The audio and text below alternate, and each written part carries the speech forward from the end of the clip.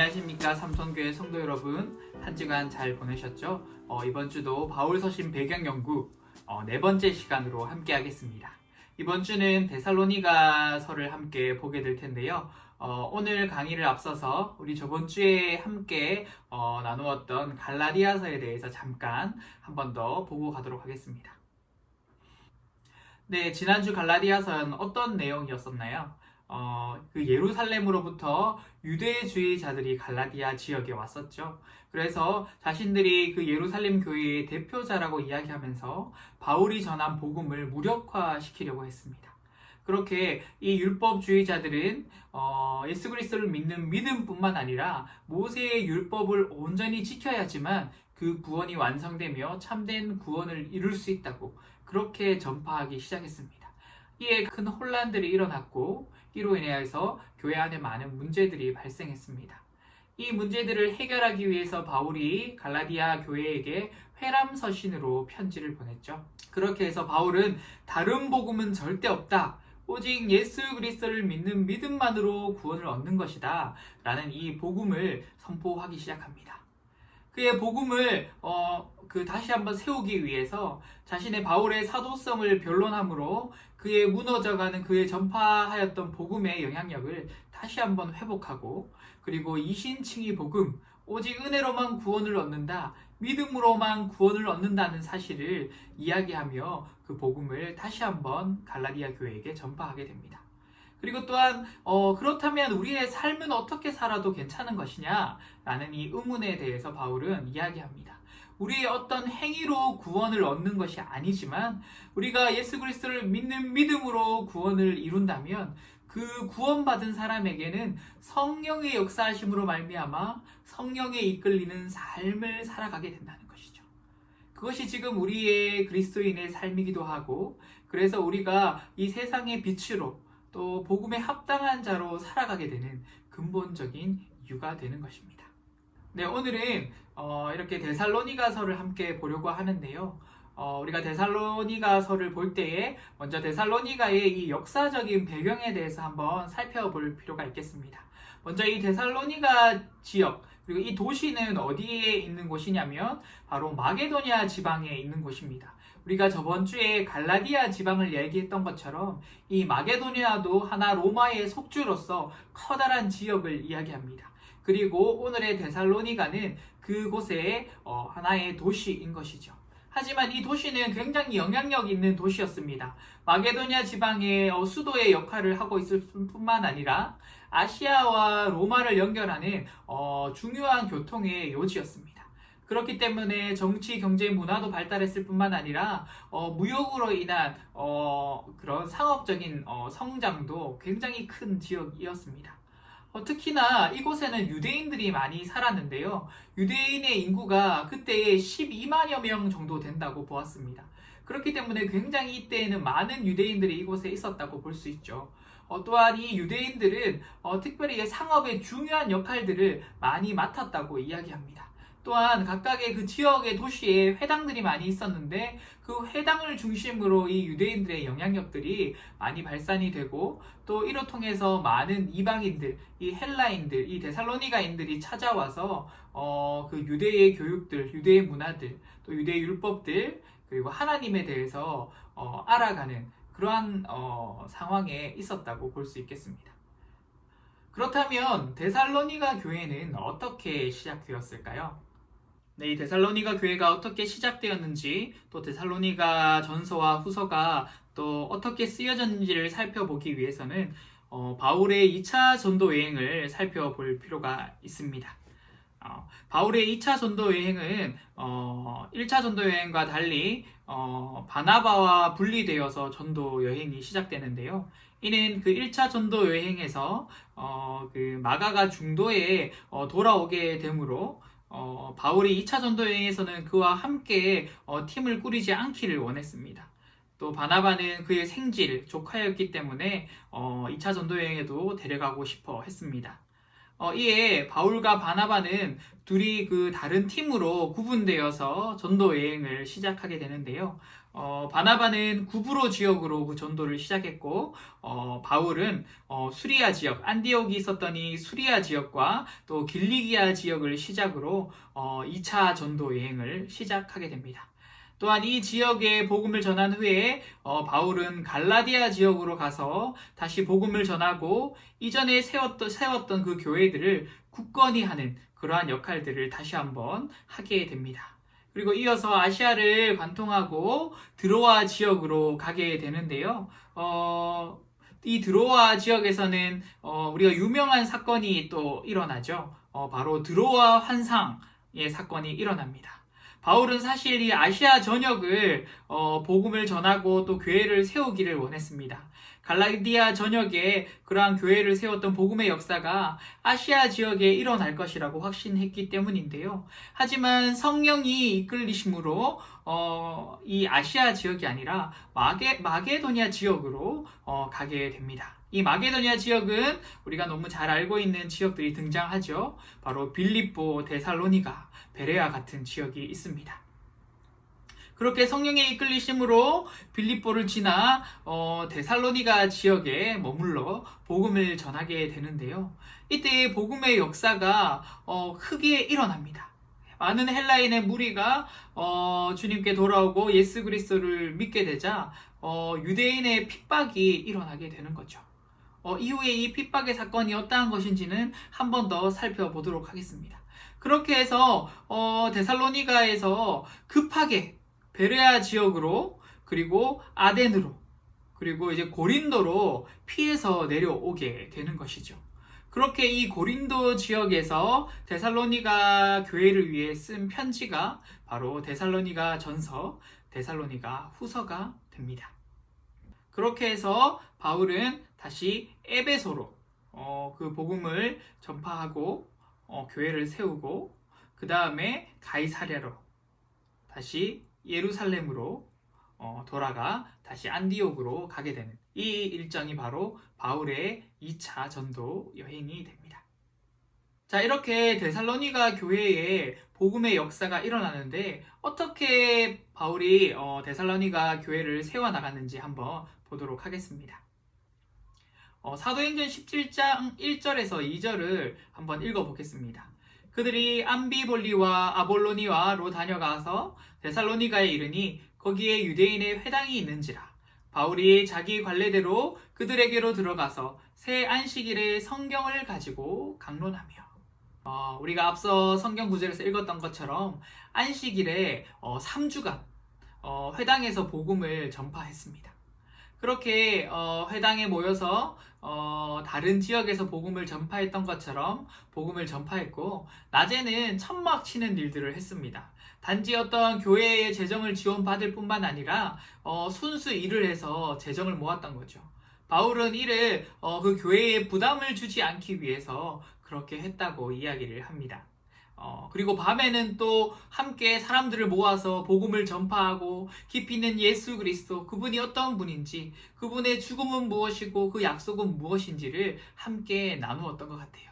아마 야손의 집으로 그 장소가 예측이 되는데요. 이때에 놀라운 복음의 역사들이 일어나게 되는 것을 볼 수 있습니다.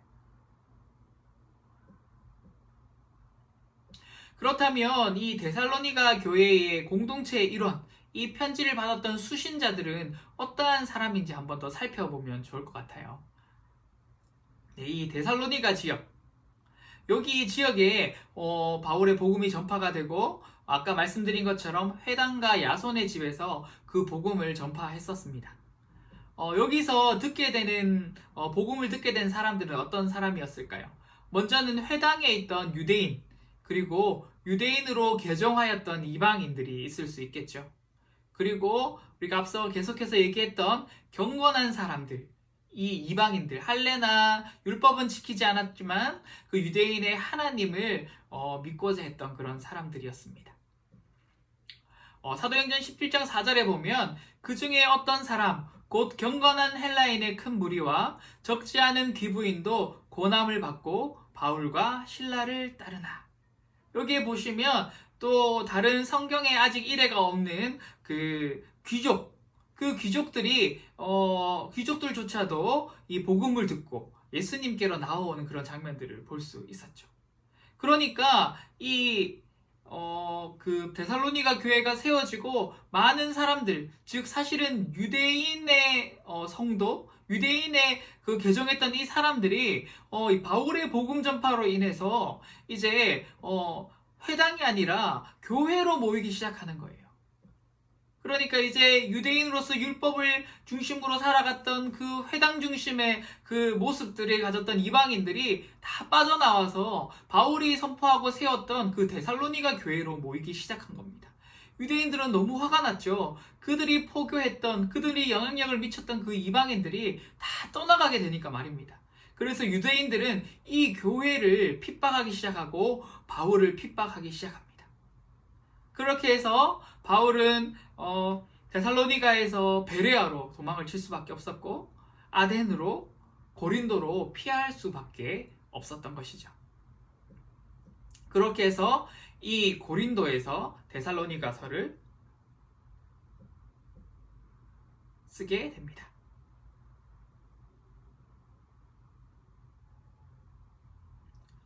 그렇다면 이 데살로니가 교회에는 어떠한 문제들이 있었던 걸까요? 사실 데살로니가 이 교회는 3주 만에 세워진 교회입니다. 뭐 길게는 한 달까지도 볼 수 있겠지만 지극히 짧은 시간에 바울이 복음을 전하고 또 교회가 세워진 그런 곳이라는 거죠. 그렇기 때문에 충분히 그들이 양육되지 못하고 또 성경으로 말씀으로 교리로 무장되지 못했던 그런 교회들이었습니다. 또한 이러한 급격한 부흥의 역사로 말미암아 유대인들의 박해가 심했고 또 바울의 적대자들, 이 유대인들이겠죠. 이 유대인들의 회방으로 말미암아 참으로 어려운 그러한 교회였습니다. 그래서 바울은 긴급히 다른 지역으로 피해가면서 그곳에 디모데를 파송하는 거죠. 그렇게 해서 디모데를 통해서 이 교회를 양육하고 또 훈련할 수 있도록 바로 세우고 또 성장시킬 수 있도록 하려 했던 것이 바로 바울의 계획이었습니다. 그런데 디모데가 이제 바울에게 와서 데살로니가 교회의 소식을 전하는 거예요. 그 소식을 들어보면 참으로 기쁘고 감사한 일이 있었습니다. 박해 중에도 그 유대인의 박해, 또한 유대인 박해뿐만이 아니라 이들이 헬라의 문화와 단절하면서 또한 헬라인의 무리로부터 그 문화로부터 고립되고 어쩌면 박해를 받았다고 볼 수가 있거든요. 하지만 그 중에서도 그러한 가운데서도 그들의 믿음은 계속해서 자라나고 교회로 모이기를 힘쓰고 하나님 앞에 서기를 힘썼던 것이 바로 데살로니가 교회였습니다. 그로 인하여서 바울은 감사와 기쁨의 소식을 이 편지를 통해 전하게 되죠. 그런데 문제는 여기에 있었습니다. 바로 재림에 대한 오해가 그들에게 싹트기 시작된 거죠. 그들은 사실 깊이 있게 오래도록 그 복음을 듣고 또 바울과 교제하지 못했기 때문에 그들 안에 시작된 이 오해들은 그들의 모든 삶의 전반적인 영역으로, 신학의 전반적인 영역으로 퍼져갈 수밖에 없었습니다.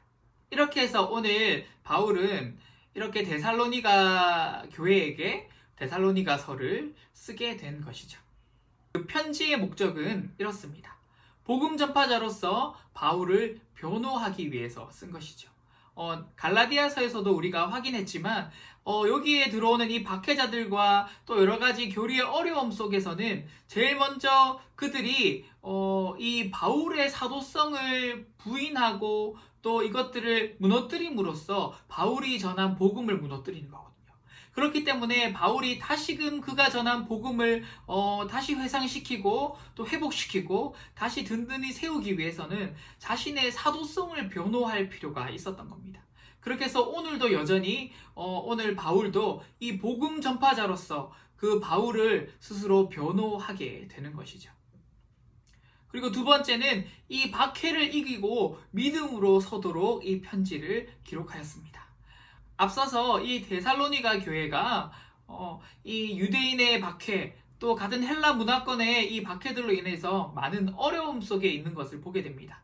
하지만 그 중에서도 여전히 담대히 서고 성장해 가고 있는 가운데 있는데요. 하지만 바울은 이 속에서도 계속되는 고난 중에서도 이들이 계속해서 성장해 나갈 수 있도록 권면하고 그들을 응원하고 또 그들을 칭찬하기 위해 또 이 편지를 쓴 것이죠.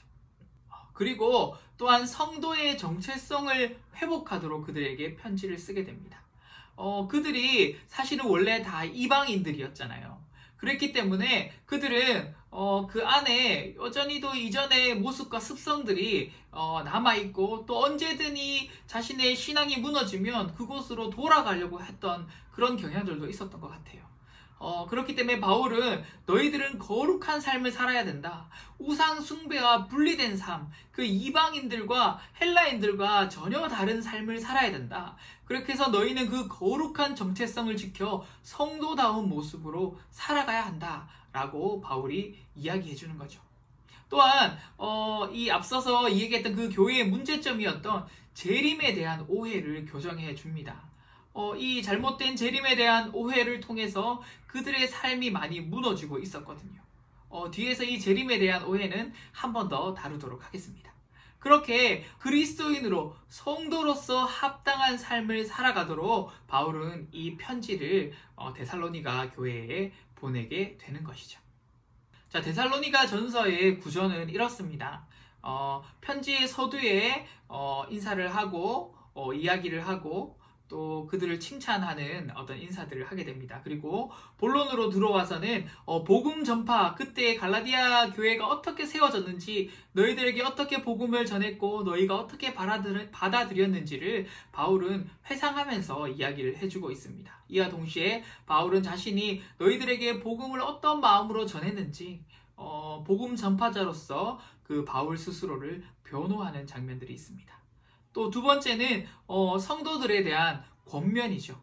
그들이 거룩한 삶, 그들의 정체성을 지키며 살아가는 삶에 대해서 권면하고 또 죽은 자들의 부활과 성도의 위로에 대해서 다시 한번 이야기해 줍니다. 그리고 이제는 그리스도 주님 다시 오심 그날을 준비하고 예비하는 삶을 너희가 어떻게 살아야 할지에 대해서 또 권면해 주고 있는 내용이 등장합니다. 그리고 마지막 인사로 마무리를 하고 있죠. 자, 우리가 바울의 권면에 대한 내용들, 즉 이것은 바울이 이 교회에 편지를 쓴 목적과 같죠. 그렇게 바울이 데살로니가 교회에게 하고 싶었던 첫 번째 이야기가 바로 성도로서의 정체성이었습니다. 그것은 곧 거룩한 삶이었는데요.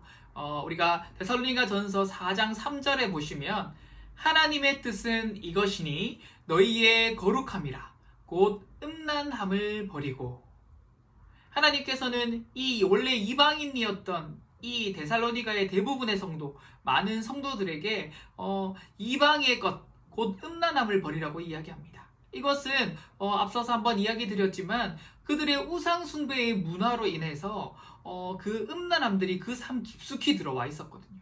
바울은 너희는 이제 더 이상 이러한 이방인이 아니라 하나님의 자녀로 하나님 안에 속한 자이기 때문에 더 이상 이전의 것들, 어떤 것들에 너희가 마음을 두지 말고 삶을 두지 말고 완전히 구분하여 잘라버릴 것을 이야기합니다. 그렇게 너희는 구분된 삶, 그러한 거룩한 삶을 살아라. 그것이 바로 하나님께서 원하시는 삶, 바로 하나님의 뜻이다 라고 이야기를 합니다. 그렇게 이방인의 삶과 온전히 구별되기를 바울은 이야기하고 있는 것이죠. 그러나 또한 여기서 함께 이야기합니다. 바울은 이러한 거룩한 삶, 그리스도인의 삶을, 성도의 삶을 살아갈 때 우리에게 기쁘고 즐거운 일만 있는 것이 아니라 그와 동시에 우리는 필연적인 고난을 겪을 수밖에 없다는 거죠. 그것은 당연한 일이라는 겁니다. 하지만 우리가 이곳에서 이 고난 중에서도 어떻게 예수 그리스도를 믿는 믿음으로 이 고난을 극복하고 거룩한 삶을 행하여 살아갈 것인가? 많이 힘들고 어렵지만 그것이 우리가 나아가야 할, 성도가 나아가야 할 걸음을 바울이 먼저는 이야기해주고 있는 것입니다. 그 다음은 데살로니가 교회의 가장 큰 문제였던 재림에 대한 오해를 풀기 위해 바울이 이야기하는 장면입니다. 이 데살로니가 성도들은 이러한 질문을 가졌어요. 예수님의 재림 전에 먼저 죽은 사람들은 어떻게 되느냐 하는 겁니다. 사실 이들은 예수님이 오시기를 열렬히 기다렸어요. 그렇게 하나님 나라가 임하기를 열렬히 기다렸는데 사실 그들은 어떻게 생각했냐면 예수님이 곧 오실 거라고 생각했어요. 그게 사실은 초대교회 모두들의 생각이었는데 예수님이 오시는 그날이 계속 지연되고 지연되자 먼저 죽어버리는 사람들이 생기게 되는 겁니다. 때로는 박해로 순교하는 사람들이 있기도 했고 또 늙어서 죽게 되는 사람들도 있었죠. 이러한 상황들이 이렇게 이어지면서 데살로니가 성도들에게는 의문이 생기는 거예요. 예수 그리스도를 믿음으로 새로운 삶이 우리에게 주어지고 영원한 생명이 주어진다고 했는데 그런데 예수님이 오시기 전에 죽어버리면 아무 의미가 없는 것 아닌가? 그렇다면 이때 예수님을 믿고 또 새로운 삶을 사는 이 그리스도인의 삶이, 이 믿음의 삶이, 신앙의 삶이 어떤 의미가 있나? 그저 죽어버린다면 아무 의미가 없지 않냐? 이러한 의문을 가지면서 혼란에 빠지게 되는 거죠. 그렇게 해서 도대체 예수님이 언제 오시게 되느냐? 그러면 우리의 삶을 이렇게 살 필요가 있냐? 그냥 살아가면 그냥 즐겁게 다른 사람처럼 살면 되지 않냐? 이런 여러 가지 문제들로 파생되어지기 시작하는 거죠. 이에 바울은 얘기합니다. 데살로니가 전서 4장 14절 말씀입니다. 우리가 예수께서 죽으셨다가 다시 살아나심을 믿을진대 이와 같이 예수 안에서 자는 자들도 하나님이 그와 함께 데리고 오시리라. 그런 불안과 그런 공허함 속에 빠져있던 데살로니가 성도에게 바울은 정확하게 얘기해 주는 거죠. 아니다. 이미 죽었더라도 예수님이 다시 오시는 그날에는 그들을 부르시고 그들과 함께 이 하나님의 나라를 온전히 이루실 것이다. 그렇기 때문에 너희는 두려워하거나 걱정하지 않아도 된다. 하나님 앞에 먼저 죽는 것은 믿음으로 죽는 것이 어떠한 문제도 되지 않는다. 그러므로 너희는 오직 그 믿음을 지키고 신앙을 지켜 살아내라 라고 이야기하고 있는 것이죠. 그들의 두 번째 질문은 바로 이것이었습니다. 예수님이 언제 다시 오시는가 하는 것이었죠. 재림의 시기에 대한 그들의 궁금한 마음들이 많이 있었습니다. 그들은 사실 예수님이 곧 오실 것이라고 생각했거든요. 그들이 예수 그리스도를 믿고 받아들이고 신앙생활 할 때 예수 그리스도를 갈망하고 달려갔습니다. 그들은 거의 예수님의 재림 그리고 마지막 종말론에 대한 열광론자라고 이야기할 정도로 그날을 간절히 기다렸는데 그들은 그날이 이렇게 길게 갈 거라고 생각을 못했던 거죠. 주님이 곧 오신다고 생각했기 때문에 그들의 모든 삶을 내려놓고 그들의 일상을 포기하고 신앙생활에 매달리기까지 했습니다. 그렇게 되다 보니까 많은 문제들이 일어나게 되는 거죠. 그들은 삶 자체를 태만하게 여기고 그저 예수님 오시면 모든 것이 새로워질 테니까 그냥 살아가는 거예요. 그래서 어떠한 빚도 어떠한 영향력도 없이 그저 예배드리는 그 일 혹은 신앙생활에만 매달려서 살아갔던 것 같습니다. 그렇게 일상을 포기한 이 사람들이 교회 안에서 가장 큰 문제가 된 것이죠. 그 사람들에게 오늘 사도 바울은 이렇게 얘기하는 겁니다. 형제들아 때와 시기에 관하여는 너희에게 쓸 것이 없음은 주의 날이 밤에 도둑같이 이룰 줄을 너희 자신이 자세히 알기 때문이라. 그 날이 도적같이 이른다고 얘기합니다. 도적은 도적질하는 그 집에 일정을 예고하고 가지 않죠. 맞습니다. 언제 올지 알 수가 없는 거예요. 그날이 도적같이 이른다고 되어 있습니다. 예수 그리스도께서 오시는 그날이 우리가 전혀 예측하고 알 수 없다는 거예요. 그날은 오직 바울은 하나님의 주권 안에 있음을 이야기하는 것이죠. 그렇게 우리가 전혀 알 수 없는 그 주님이 오실 그 날, 그 시기에 우리가 집중하고 또 그날을 궁금해하고 살 것이 아니라 우리에게는 바울은 다르한 삶의 권면들을 이야기합니다. 그 바울이 권면하는 그것이 무엇이냐면 바로 재림을 기다리는 성도의 올바른 삶에 대한 것이죠. 바울은 이렇게 얘기합니다. 깨어 있으라. 그러므로 우리는 다른 이들과 같이 자지 말고 오직 깨어서 정신을 차릴지라. 데살로니가전서 5장 6절의 말씀입니다. 이 말은 예수님께서 언제 오실지 모르기 때문에 우리의 삶을 정말 합당하게 계속해서 살아가는 거죠. 태만한 삶, 그리고 어리석은 삶, 주님이 언제 올지 모른다고 해서, 때로는 주님이 곧 오신다고 해서 그 삶을 어떻게 살아가는 것이 아니라 언제나 동일하게 주님 오실 그날을 소망하되, 우리의 삶은 주님이 언제 오셔도 주님 보기에 합당한 그러한 삶을 살아내야 한다는 것이었죠. 그것이 바로 그리스도인으로서 정체성을 지켜나가는 것입니다. 이렇게 그리스도인으로서의 정체성을 지켜나간다는 것은 단지 우리가 어떠한 생각만을 가지고 있는 것을 이야기하는 것이 아니에요. 우리가 아까 깨어있으라 이야기한 것처럼 또 깨어있는 것 자체도 그냥 생각이 깨어있는 것만을 이야기하는 것이 아닙니다. 그것이 무엇이냐면 그리스도인으로서 합당한 삶을 살아내는 것을 이야기하는 거예요. 우리가 이 재림을 기다리는 성도로서 올바른 삶은 그리스도의 정체성을 기억할 뿐 아니라 그 그리스도인으로서의 합당한 빛이 되는 삶을 살아내는, 그것이 바로 바울이 오늘 이 데살로니가 성도들에게 권면하고 있는 삶인 것이죠. 그렇게 세부적으로 바울은 그들을 권면하고 그들의 올바른 삶, 그 성도로서 합당한 삶들을 권면해 주고 있습니다. 그 내용은 바로 늘 거룩함을 잃지 않는 것. 이것이 바로 아까 그 정체성을 지켜나가는 것일 뿐만 아니라 그때의 이방인의 문화와 구별되어서 그들을 거룩한 삶의 모습으로 지켜내며 살아가는 것이었죠.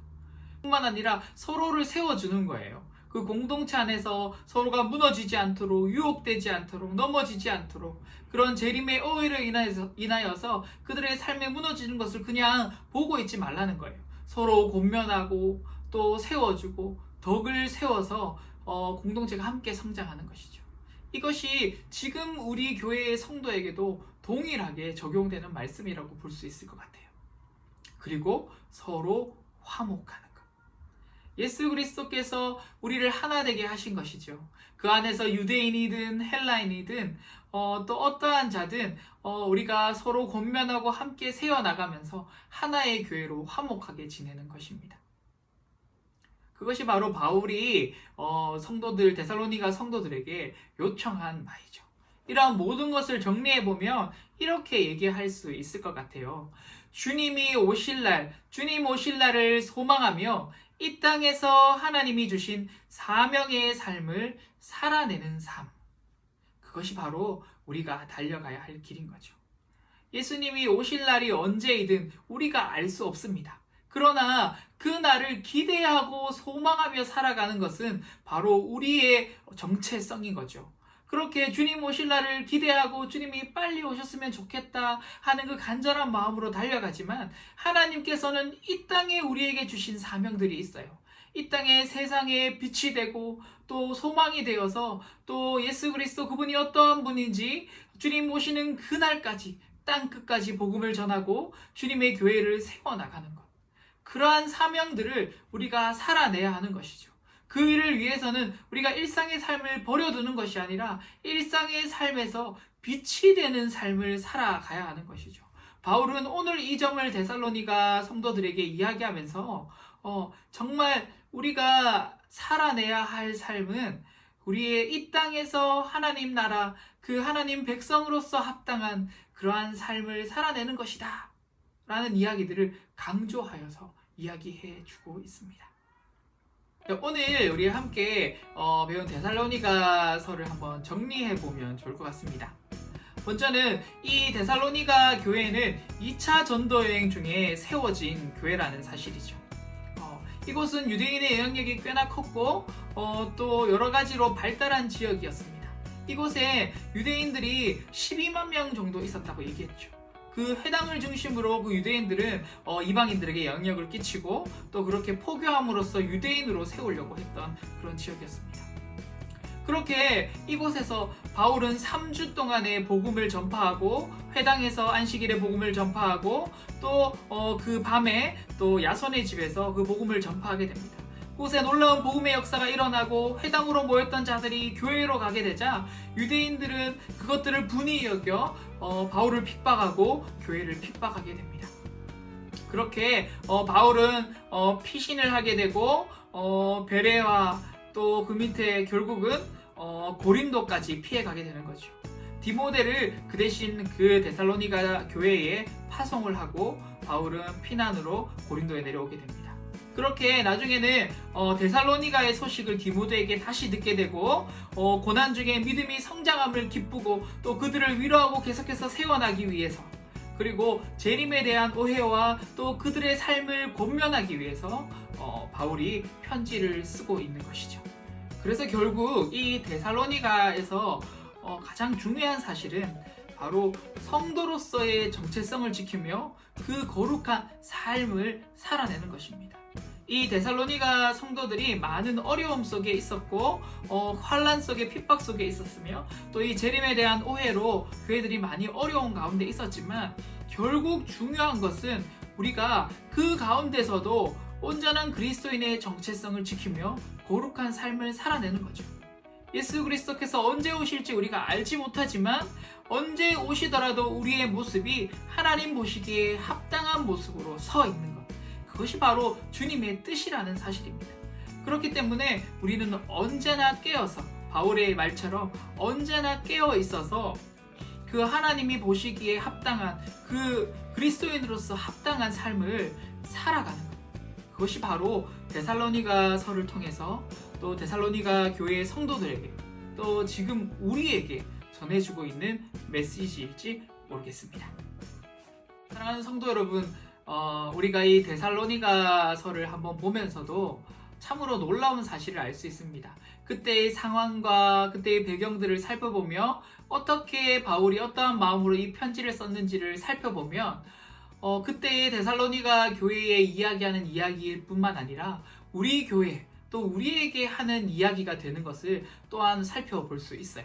이 교회의 상황과 지금 우리 교회의 상황이 조금은 다르지만 결국은 우리는 이 그리스도인의 정체성을 가지고 이 땅에서 살아가야 하는 것이죠. 여전히 이들 교회처럼 유혹도 많고 때로는 거룩한 삶을 유지하며 살아가야 할 때 핍박을 당하기도 하지만 세상의 삶에서 고립되기도 하지만 주님 오실 그날을 기대하고 고대하면서 바로 성도로서의 삶을 살아가는 것입니다. 그 합당한 삶을 살아낼 때 우리는 주님 오실 그날에, 주님 만나는 그날에 주님을 기쁨으로 맞이하며 영원한 생명 그리고 영원한 안식인 그 하나님 나라, 그곳에 온전히 거하게 될 줄 믿습니다. 그러한 날을 기대하고 소망하시면서 이 땅에서 하나님이 주신 우리의 사명을 다하는 우리가 되기를 간절히 소망합니다. 사랑하는 성도 여러분, 한 주간도 또 데살로니가서를 전후서를 한번 읽어보시고 또 그곳에서 깊이 한번 묵상해 보시고 우리의 삶을 결단하는 한 주가 되었으면 좋겠습니다.